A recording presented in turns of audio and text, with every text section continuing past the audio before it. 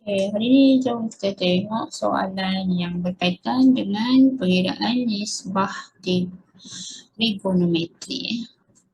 Okay, so soalan pertama kat sini dalam darjah 21 JKLM ialah suatu rhombus, okay, dan LMN ialah suatu garis lurus. Okay, so satu sifat ni, kalau rhombus ni dia ada sifat iaitu dia punya panjang sisi, segi empat selari dia semua adalah sama. Okay, jadi kalau JK ni 13, maksudnya JM ni pun 13 lah. Okay, kemudian okay, kat sini diberi JK 13, kita dah tulis dah, dan JN 12, okay, ni pun dah tulis. So dia nilai bagi cos J ML. Okay, sudut yang ditanda kat sini okay, jadi sudut yang ditanda ni sebenarnya adalah sudut cakah. Okay, kita panggil sudut cakah iaitu sudut pada sekuan kedua. Kita ada 4 sekuan kan. Okay, kalau korang ingat lagi, kita belajar trigonometri, kita ada 4 sekuan Okay, sekuan pertama, okay, sekuan kedua, sekuan 3 dan sekuan 4. Okay, sekuan pertama start daripada kosong sehingga 90. Okay, sekuan kedua 90 sehingga 180, 180 ke 270, sekuan 3 270 ke kosong balik ataupun 360 lah adalah sekuan 4. Okay, so jadi dekat sekuan pertama ni semua nisbah all adalah positif. Maksudnya nisbah sin, cos dan dia semua adalah positif di sekuan pertama. Untuk sekuan kedua hanya nisbah sin saja positif. Untuk sekuan ketiga hanya nisbah tan saja positif. Manakala untuk sekuan 4 hanya nisbah cos sahaja yang positif. Okay. So kat sini kita punya nisbah cos sebab soalan nak cos kan. Okay, cos adalah negatif jadi sudut rujukan bagi sudut JML ni adalah sudut di sebelah sini, iaitu 180 tolak sudut ni, kita akan dapat sudut ni kan. Ini sudut rujukan pada sekuan pertama lah, iaitu sudut tirus dia Jadi kita akan kira dia punya nisbah tu berdasarkan sudut kat sini dengan menggunakan segitiga JMN. Okay, jadi cos, cos kata kalau sedang kali theta lah senang Okay, cos theta. Okay, so theta ni asalnya adalah sudut cakah. Jadi nilai cos sudut cakah itu sudut pada sekuan kedua adalah negatif. Okay, so cos sisi bersebelahan. Okay, sisi sebelah iaitu sisi sebelah dia NM pergan dengan sisi hypo. Sisi hypo ni kita ada tapi sisi sebelah tak ada kan. Jadi sisi sebelah ni perlu dicari terlebih dahulu lah menggunakan teorem Pythagoras. Okay, jadi sisi MN sama dengan sisi hypo tolak dengan sisi yang lebih pendek lah. Jadi 13 kuasa 2 tolakkan dengan 12 kuasa 2. Okay, lepas tu punca kan. Okay, nanti awak akan dapat MN ni sama dengan 5 Okay, jadi kita dapat 5 lah. Jadi maka nilai cos yang kita cari ialah negatif 5 per hypo dia 13. Okay, sebelah dengan hypo jadi sebelah ni hypo. Jadi negatif 5 per 13. So jawapan dia B. Okay, boleh ke? Okay. Next, soalan nombor 2 pula. Okay, soalan nombor 2, sebatan tiap bendera didirikan dengan tegak di atas dalam ufuk seperti yang ditunjukkan dalam rajah di bawah. Okay, RS ialah 2.6. Okay. Okay, sorry, salah RS pula. PQ dan RS adalah 2.6 dan juga 0.5. Okay, so PQ yang ni kan.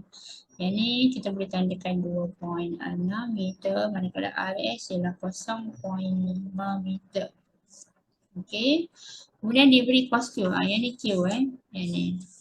Sampai sini Q Okay. Cos Q pula adalah sama dengan negatif 5 per 13. Okay, kenapa ada negatif kan kat sini? Kerana Q ni adalah sudut cakah. Okay, jadi kalau sudut cakar iaitu sudut pada sukong kedua, nilai kos dia memang akan letak negatif lah. Okay. Tapi sudut rujukan pada sukong pertama ialah dekat sebelah sini. Okay, sini. Sini kita boleh sebagai Q Ni sudut rujukan dia. Sini sudut tegak sebab ni tiang tegak. Jadi sini kat sini sudut tegak. Okay. Jadi berdasarkan maklumat yang diberi, okay, 5/13. Okay, 5 ni adalah sisi sebelah. Jadi sisi sebelah bagi sudut Q ialah sisi QU. Okey, sisi QU. Kepalkan dengan sisi hypo iaitu sisi yang menghadap sudut 90 yang ni ya. Sudut 90 sini. So sisi hypo di sinilah. Okey. So sisi hyponya adalah 2.6. Okey. Jadi kalau kita pindahkan 2.6 ke sebelah, okey, dia akan jadi macam ni, 5/13 darab pindah jadi darab sebab kat sini dia bagi kan. Okey, darab 2.6 sama dengan QU. Okey, jadi bila kita kira, kita akan dapat QU ni nilai dia sama dengan 1 meter. Okey. So bawah ni 1 meter lah. Okey, ni hasil penilaian ni kita dapat 1 meter. Okey. Jadi bila kita dah tahu dah panjang Q 1 meter, maka kita automatik boleh cari panjang PU menggunakan teorem Pythagoras. Okey. So kita cari PU. So maka PU sama dengan sisi hypo tolak dengan sisi yang lebih pendek lah. So means 2.6 kuasa 2 tolak dengan 1 kuasa 2. Okey, kemudian kita pun cakap. Okay, jadi korang akan dapat PU ni sama dengan 2.4 meter. Okay, jadi panjang P sampai ini 2.4 meter. Okay, so soalan dia, kita soalan ni. Okay, antara yang berikut yang manakah bukan panjang yang mungkin dalam meter bagi PR. Okay, PR. Ini PR Okay. Okay, kita kena tengok daripada jawapan Okay, maksudnya semua yang dia bagi ni soal jawapan A, B, C, D ni adalah jawapan bagi PR, panjang PR. Okay, jadi kalau ikut soalan A kata panjang PR tu 1.8 kan. Jadi kalau panjang PR ni 1.8. Okay, kita anggap dia 1.8. Okay, berdasarkan jawapan 1.8. Okay, maka panjang RU ni adalah panjang RU adalah panjang PU tadi 2.4 kan. Okay, 2.4 ni kita tolak dengan 1.8 berdasarkan jawapan A lah.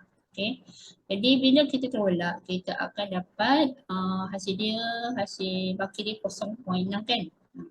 Maksudnya kita akan dapat panjang RU ni yang kat sini 0.6. Okey, tapi 0.6 ini tidak logik. Kenapa tidak logik? Kerana berdasarkan segitiga RUS atau RSU, segitiga yang kecil ni, kat sebelah sini ni. Sisi hypo dia, ni sisi hypo ni sisi tegak kan. Sisi hypo dia, ni hypo untuk segitiga yang kecil ni hypo dia yang ni RS sisi hypo dia 0.5 kan. 0.5 meter. Jadi sisi hypo adalah sepatutnya sisi yang paling panjang. Jadi kalau sisi hypo dia 0.5, tiba-tiba kita kira RU ni dapat 0.6, lebih panjang daripada dia punya hypo. Maksudnya tak logik lah. Jadi automatik jawapan A ni tidak boleh diterima. Maksudnya ini adalah panjang RU yang salah. So jawapan kita cari adalah ini. Jawapan A. Okay, jawapan A. Sebab A ni tak logik. RU ni panjang dia 0.6. Lebih panjang daripada dia punya hypo. Okay, memang kita nak cari jawapan yang salah pula. Dia kata bukan panjang yang mungkin kan. Jadi A itulah yang betul. Jawapan dia. Okay. Faham tak? Okay, sebab kalau kita compare jawapan bagi pilihan jawapan yang lain kan macam ni 2. Okay, kalau 2 maksudnya dia punya RU dia 2.4 tolak 2 0.4 kan. Okay, 0.4 logik lah. 0.4 kurang daripada 0.5. Okay, kalau 2.1 pula dia punya RU dia 0.3 kan. 2.4 tolak 2.1 0.3 pun logik. Okey, kalau 2.3, 2.4 tolak 2.3, 0.1, masuk logik. Okay, B, C dan D jawapan dia possible, logik. Tapi A tak logik. Jadi sebab itu kita pilih A sebagai jawapan. Okay, faham? Boleh ke? Okay, saya harap korang boleh faham soalan ni. Okay, kita move kepada soalan berikutnya. Soalan 3. Soalan 3, diberi tangent X. Okay, sini X. Tangent X ialah 7/24. Okay, so tangent bermaksud sisi tentang. Okay, sisi bertentangan bahagi dengan sisi bersebelahan. Okay, bagi segitiga PTQ ni, sisi bertentangan adalah sisi yang menghadap sudut X kan. Jadi inilah TQ ni, sisi tentang. Jadi maksudnya TQ ni 7. Okay, sisi bersebelahan ialah PQ sebab yang PT ni sisi hypo. Okay, ya, hypo sentiasa menghadap sudut 90 Okay. So jadi sisi sebelah dia ialah PQ, so PQ 24. Right? Okay. Kemudian satu lagi maklumat dia bagi kat sini cos Y. Okay, Y pula kat sini. Cos ialah sisi sebelah. Jadi sisi sebelah ini tentangkanlah. Okay, ini tentang SQ tentang QR sebelah. Jadi QR ni 5. Okay, yang 13 ni adalah sisi hypo kan. Okay, hypo ialah SR ini hypo dia. Okay, so SR ni 20, 20 pula. 13. Okay, 5/13. Okay, 13 ni dia punya hypo. Okay, so berdasarkan maklumat yang diberi, kita boleh cari panjang QS menggunakan teorem. Okay, so menggunakan teorem QS sama dengan sisi hypo 13 kuasa 2 tolakkan dengan sisi yang lebih pendek 5 kuasa 2. Okay, lepas tu kita kuncikan. Okay, so nanti korang akan dapat jawapan dia sama dengan 12 maksudnya panjang S tu ialah 12. So kita dah tahu dah panjang TQ berapa kan. Soalan nak cari panjang ST. Maka ST sama dengan panjang SQ. Okay, ataupun panjang QS tolakkan dengan panjang QT. Okay, so QS ialah 12, QT ialah 7. Maka kita dapatlah jawapan dia 5. Okay, so jawapan dia A. Okay, boleh Right, okay, next soalan ni pula. Okay, Raja menunjukkan suatu jam okay, dengan OQ ialah jarum minit, okay, yang panjang jarum minit dan OP ialah jarum jam. Okay, diberi jarum jam itu bergerak dari 12:30 malam. So kalau 12:30 malam maksudnya jarum tu tegak macam ni lah kan kalau kita lukis balik jam tu. Okay, ni kan pukul 12. Okay, ni jarum jam pendek lah. Jarum jam pendek kat sini ya. Tepat kat sini. Okay, melalui sudut besar POQ. Okay, sudut besar. Okay, maksudnya sudut besar yang ni ya. Yang ni kita panggil sudut besar. Daripada sini sampai sini. Okay, sudut besar. Dan nilai sin dia. Okay, nilai sin dia. Okay, dia bagi kat sini nilai sinnya. Sin sudut POQ yang saiz besar ni sama dengan negatif 0.7071. Okey. Kalau nak tinggal pula negatif sekejap negatif Okey. So negatif kat sini. Kalau sini negatif bermaksud sudut ni sama ada berada pada sekuan 3 ataupun sekuan 4 kan. Okey. Tapi kalau antara 3 dengan 4 maksudnya sebenarnya dia berada di sekuan 4 lah sebab sikit lagi. Yang ni sudut tirus yang ni sudut tirus dia. Yang kat sini. Ni sudut tirus kan. Jadi maksudnya dia punya sudut yang besar ni mestilah berada dekat sekuan 4. Okay, sekuan 4 Okay. Jadi kita boleh cari dia punya sudut tirus ni dulu. Kita nak cari sudut tirus ni dulu. Okay, kita kena inverse lah sini. Okay, sini kena inverse. Okay, inverse sin 0.7031. Okay, bila nak cari nilai, negatif ni korang boleh abaikan. Okay, sebab apa? Negatif ni hanya untuk tunjukkan sekuan sahaja. Sudut tu berada di sokong mana. Okay, tapi kalau kita nak cari nilai sudut rujukan pada sokong pertama, tak perlu letaklah negatif ni. Okay, just inverse sin 0.7071 sahaja. Okay, so yang ni kita akan dapat sudut rujukan dia. Sudut rujukan sokong pertama ialah 45 45 darjah. Okay, ini sokong pertama. Okey, tapi sudut POQ yang kita nak ni adalah berada pada sokong keempat kan. Jadi kalau sokong keempat, dia punya sudut sepadan dia ialah 360 tolak dengan 45. Jadi kita dapat 315 darjah. Maksudnya jarum jam ni, jarum jam ni daripada 12 tadi, 12 ni dia dah gerak sejauh dalam sudut dia, sudut dia dah gerak sejauh 315 darjah. Okey. Faham maksud dia? Okey. Kemudian soalan dia pula, cari masa yang ditunjukkan oleh jam itu. Okey. Jadi jam ni pergerakan jarum tu, satu muka jam ni dia akan gerak mewakili 12 jam kan. Maksudnya 360 darjah ni mewakili sama dengan 12 jam. Kan? 12 jam lah sebab daripada 12 balik ke 12 jam kan. Jadi kita boleh buat dia dalam bentuk nisbah. Dalam bentuk nisbah. Dalam bentuk nisbah. So, maksudnya 12 jam. Nisbah ataupun sama dengan 360 darjah. 12 jam ni mewakili bergerak. Misalnya kalau dia gerak 360 darjah, maksudnya dia dah gerak selama 12 jam. So kalau dia dah gerak sebanyak 315 darjah, so kita nak tahu berapa jam kat sini. S jam. Kita nak cari S jam kat sini kan. Jadi kita akan gunakan nisbah lah, maksudnya 12/360 sama dengan X per 315. Jadi kalau kita nak cari X berapa, kita pindah pindahkan 315 ni ke kiri. Jadi dia pindah lah. So 12/360 darab dengan 315 darjah sama dengan X.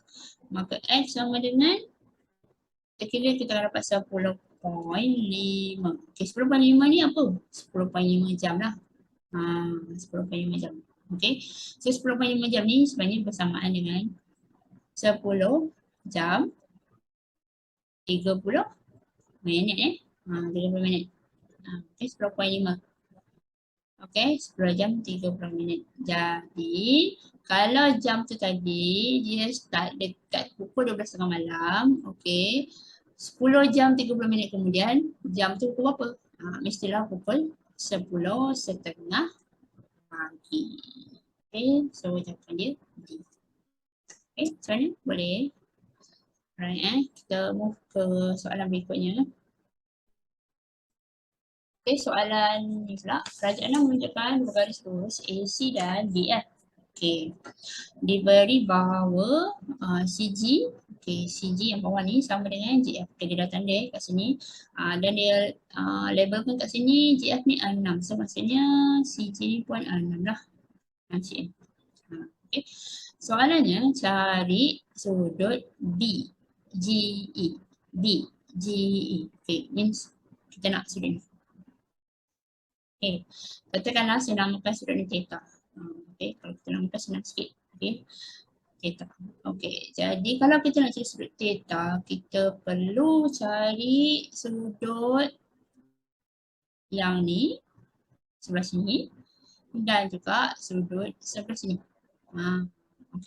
Sebab hasil tambah ketiga-tiga sudut ni di atas garis lurus ialah 180. Katakanlah sudut yang sebelah kiri ni saya namakan dia alpha. Sudut alpha. Sudut yang sebelah kanan ni saya namakan dia beta. So sekarang kita kena cari dulu alpha dan beta menggunakan nisbah trigonometri. Okey. Jadi untuk sudut alfa sudut alfa ni kita akan guna segitiga BCG. Okey, segitiga ni. Kemudian perhatikan kita ada sisi bertentangan okey ni sisi tentangan. Sisi bertentangan dengan sisi bersebelahan. Okey. Jadi kalau sisi tentang dengan sisi bersebelahan kita akan pakai nisbah tan. Okey, pakai nisbah tan. So tan alfa sama dengan sisi tentang 7 dengan sisi sebelah 6. Okey, maka alfa ni sama dengan inverse tan 7/6. Okey. So yang ni korang guna kalkulator, kira kita akan dapat sudutnya 49.4 darjah. Okey. Ya, ini sudut alfa lah. Kemudian satu lagi kita akan cari sudut beta. Okey, untuk beta pula kita ada sisi tentang tak ada ni sisi tentang kan. EF ni sisi tentang. Tentang tak ada, tapi kita ada sisi sebelah dan juga hypo. Ni hypo sebab dia menghadap 190.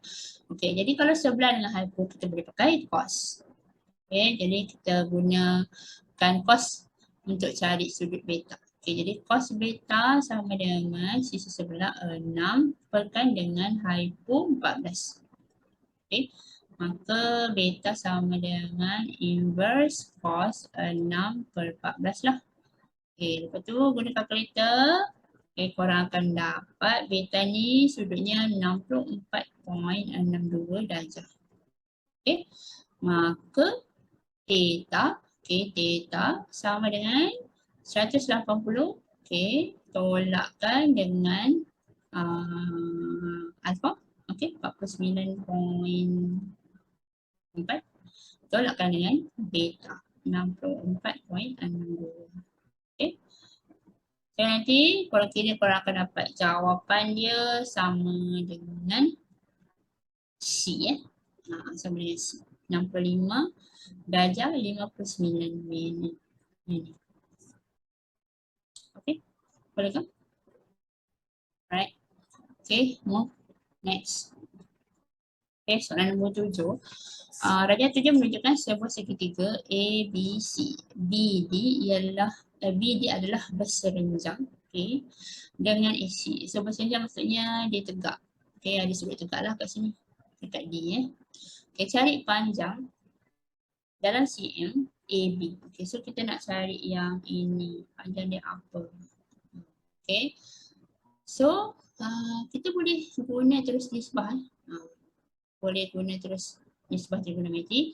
Okay, sebab yang kita nak cari ni AB ni adalah sisi hypo sisi yang menghadap sudut 90, sisi hypo. Okay.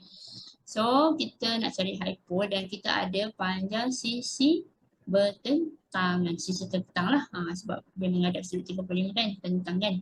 Okay, dia tentang hypo kita akan pakai sin So, terus guna sin 35 darjah sama dengan sisi tentang 12 per hypo nak cari AB. Okay, maka AB ni tempat-tempat lah. AB naik atas, sin turun bawah.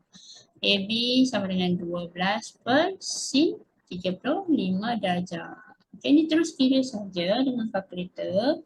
Okay, so korang akan dapat jawapan dia sama dengan D, 20.92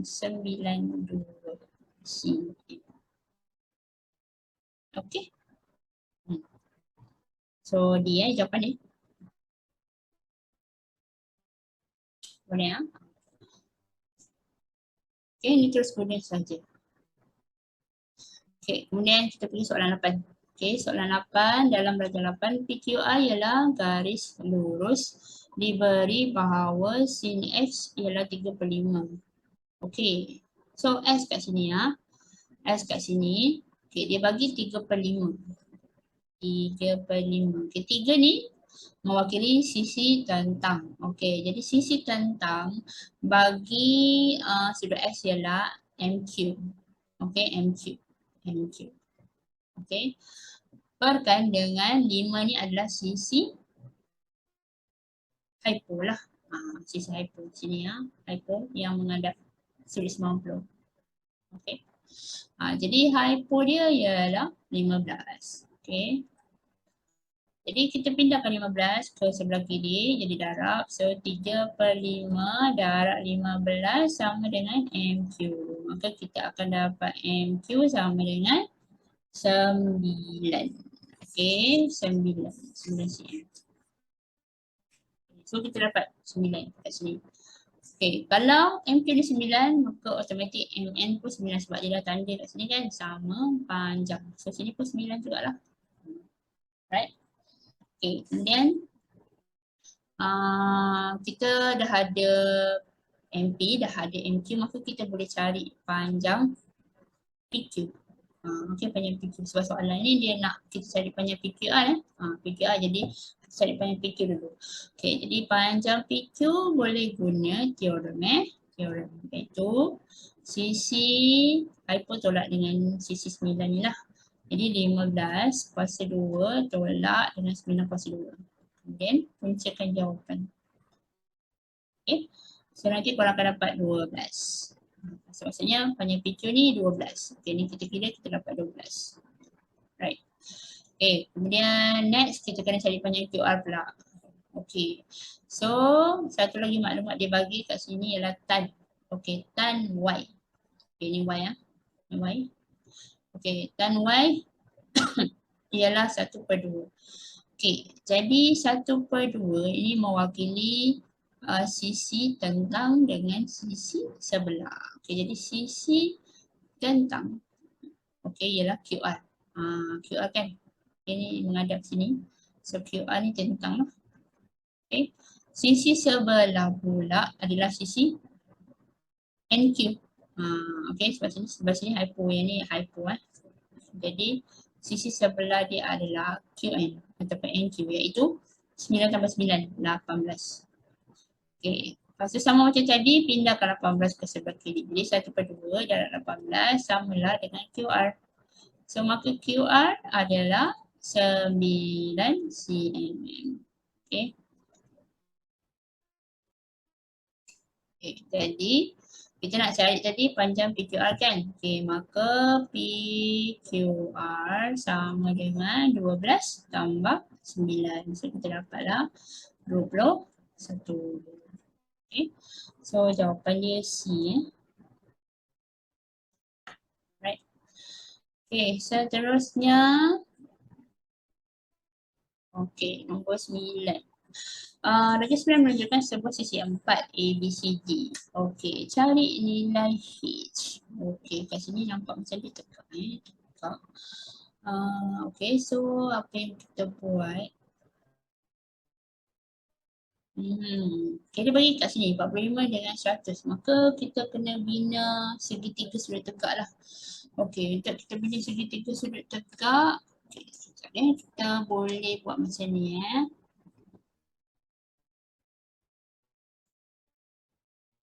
Okay, daripada poin sini, kita tarik dia tegak. Sini. Kita pasang. Okay, sini. Right. Okay, satu lagi, kita tarik dari sini ke sini. Tegak juga. Okay, kurang macam ni. Okay. So, yang ni dia akan jadi segi 4 tepat kita jadikan dia segi 4 tepat. Okay, so kita ada sudut tegak sini Sini sudut tegak, sini pun sudut tegak, sini pun sudut tegak lah. Okay. Kemudian kat sini sudut yang ni jadi 60 sudut sini 60, panjang sini 45. Okay. Kita boleh keluarkan segitiga ni. Kalau awak rasa confused kan, kita keluarkan segitiga ni.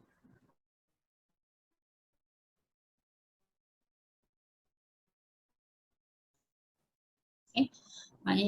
Ni titik B lah. Okay, sini C sini 60 darjah. Sini sudut tegak. Okay, sini 45 cm. Okay, boleh faham okay. Jadi apa yang saya nak buat kita akan cari panjang kedua-dua sisi ni menggunakan nisbah trigonometri. Okay, katakanlah saya namakan panjang yang ini Yang ni X. Okay, yang ni pula Y. Okay, ini X, ini Y. Alright, okay. So, mula kita kira X dulu lah. Okay, X ni adalah sisi sebelah. Sebab sisi tentang ialah Y. Dia menghadap sini kan. Ni tentang So, ni sebelah. Sebelah dengan hypo. Jadi, kalau sebelah dengan hypo, kita boleh guna cos. Okay, jadi cos 60 sama dengan X per hypo dia 45. Maka ni pindah jadi darab. Okay, cos 60 darjah darab dengan 45 sama dengan X. Okay, maka X sama dengan sorry 22.5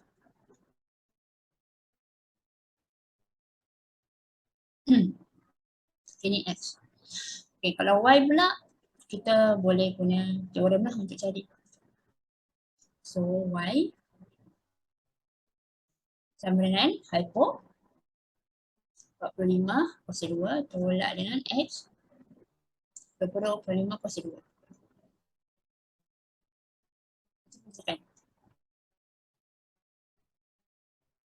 Ni kira akan dapat 38.97 cm.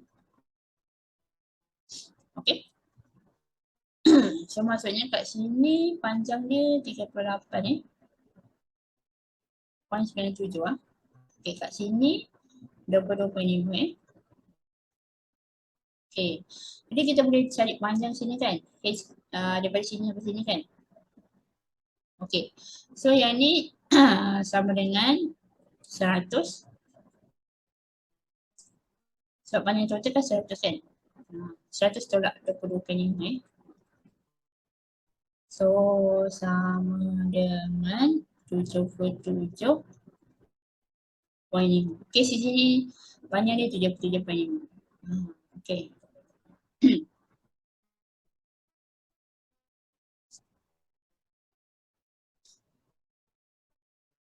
Okay, selepas tu okay, kita perlu dapatkan salah satu sudut lah. Salah satu sudut.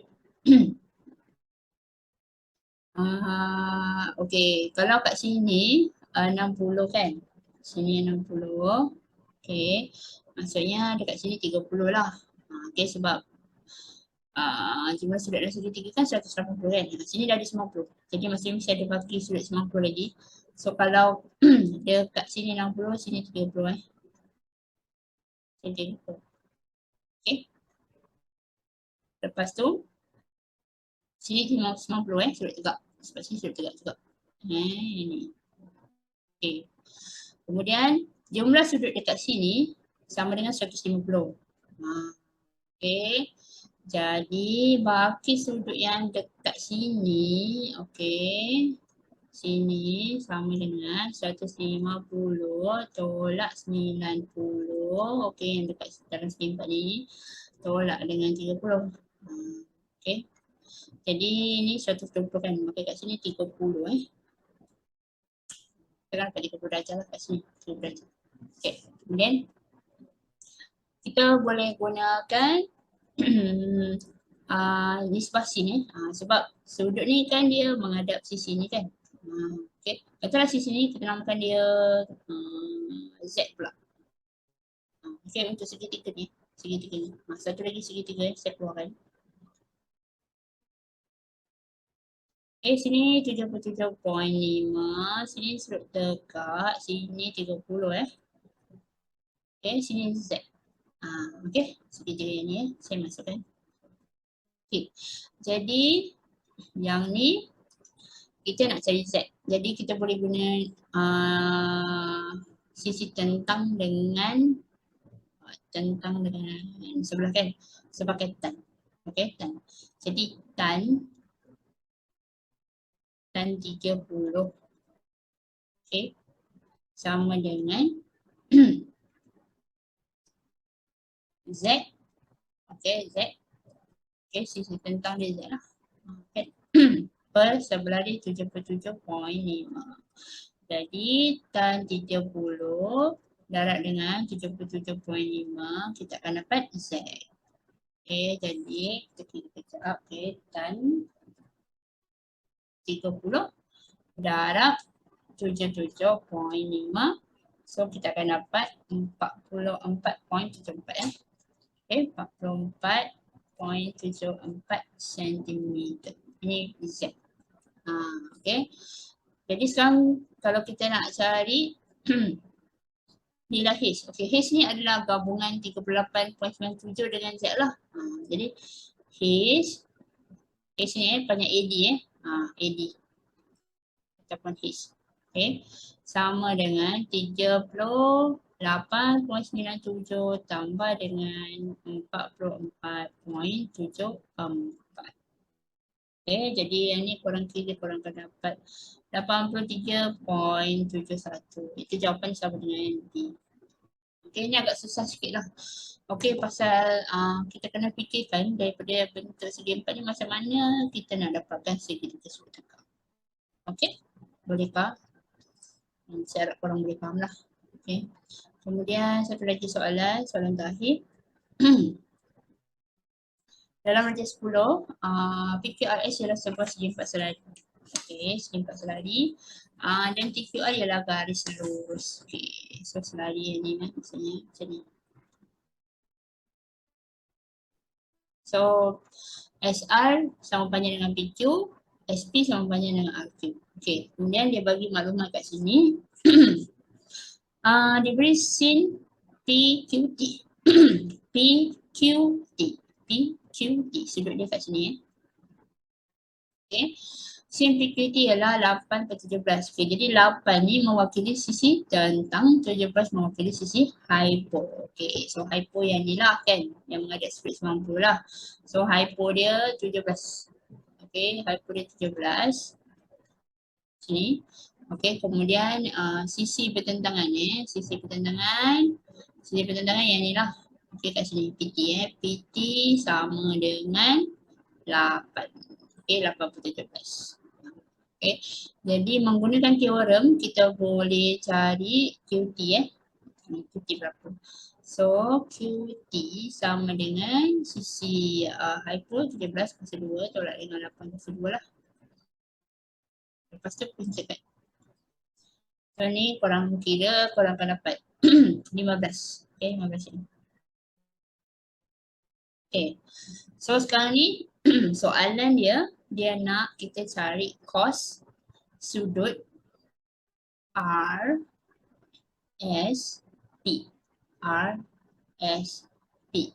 So sudut yang kita nak tu berada dekat sini.